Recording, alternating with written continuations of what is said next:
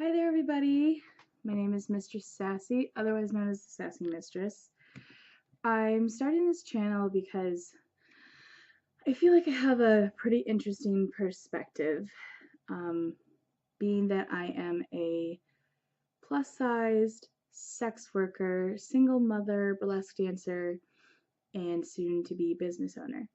So I feel like I have a lot of perspective about a lot of things that people don't really think about, and kind of the big purpose of this channel is to demystify sex work and the people who do sex work.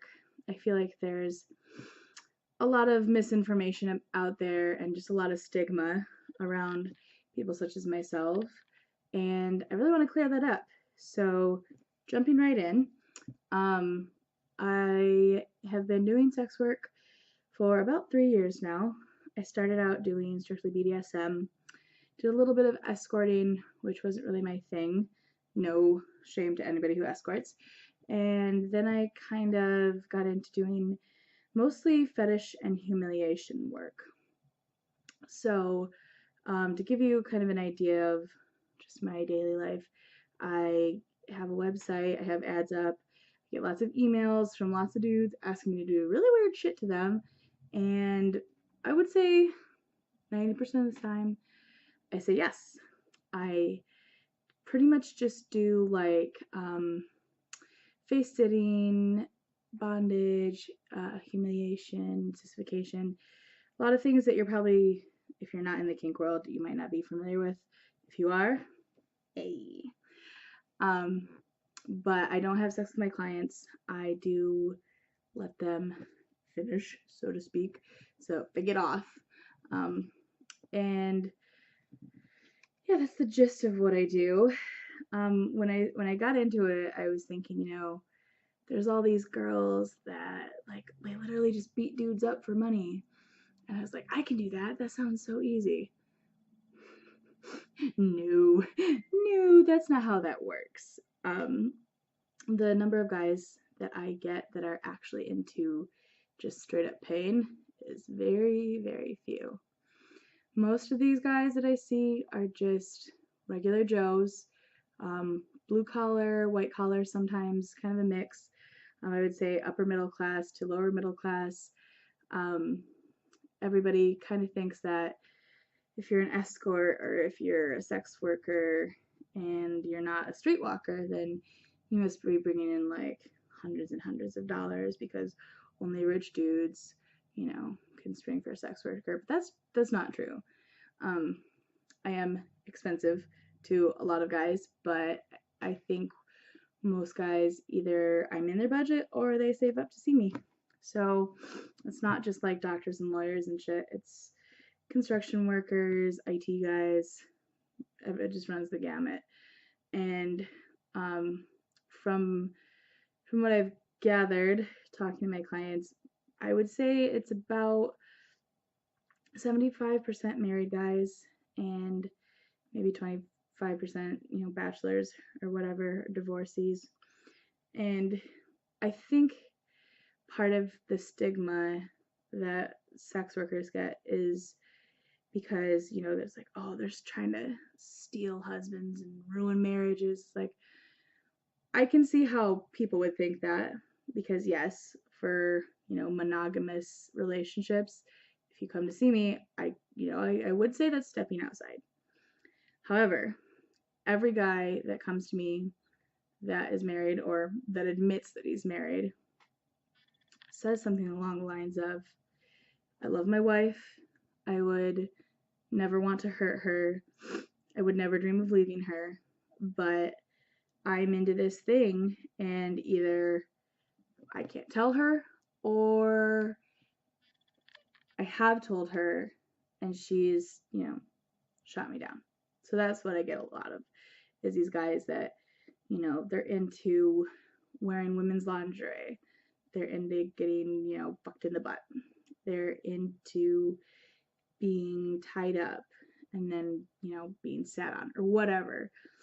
And they have these marriages that they feel like they can't express that, or they're with a partner that's just not comfortable with that. And I'm not trying to shame anybody. I get it. A lot of this stuff is not for everybody. Some of it is stuff I don't even like, but I do it because I think everybody should have a chance to see their sexual fantasies recognized or at least validated. And I don't want to ruin anybody's marriage. I would rather these guys come see me and then, have their hour or 2 hours of fun and, go home satisfied back to their white picket fences. I want to keep people happy. I want people to be able to, have their needs filled and then go back to the people they love. And then it's not like a source of tension. It's not like, my wife isn't good enough or I'm not good enough for her or whatever because they're having their needs met. And I guess you could easily say that's just me justifying, being a hoe bag and doing weird shit to married dudes, but in my opinion, I don't think it's a negative thing in every aspect. Would I be hurt if my partner did that? Absolutely. But my partner knows, you want to try something, fucking tell me and we'll try it. So that's how I feel about that.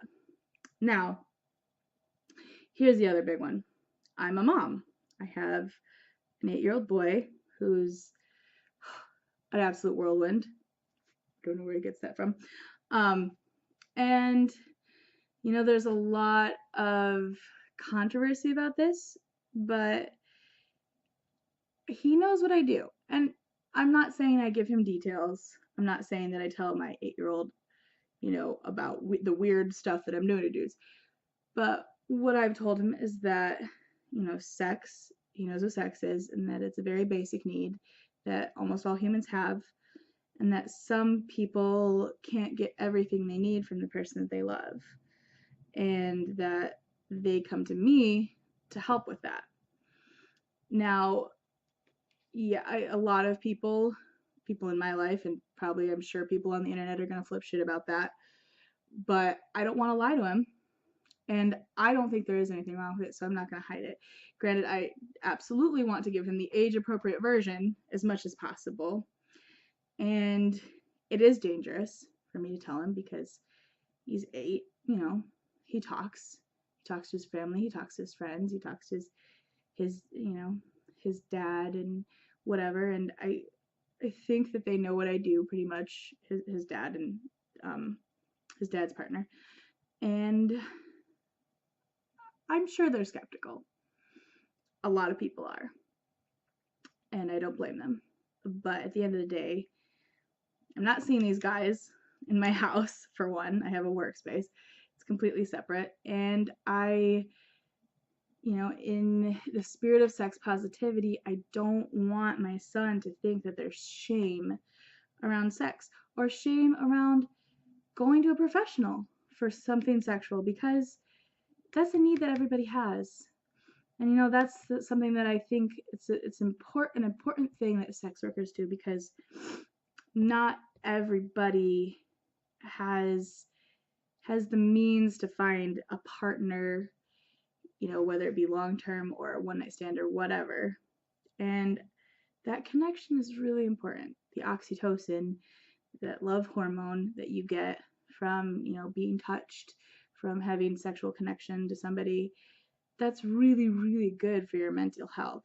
And, I think people with disabilities, people with, anxiety or whatever, that can't just go to the bar or go on Tinder and meet people, they still need sex too.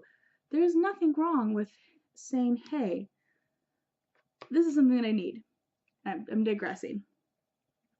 Anyway, I don't want my son to grow up ashamed of sex or thinking, negative things about sex workers. That's a big thing.